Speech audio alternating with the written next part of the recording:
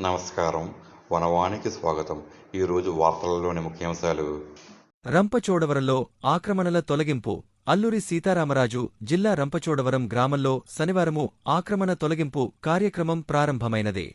దానిలో భాగంగా రోడ్డుకు ఇరువైపులా 15 మీటర్ల పరిధిలోని కట్టడాలను తొలగిస్తుండటంతో ఇళ్లు, దుకాణదారులలో విషాద ఛాయలు అలుముకున్నాయి.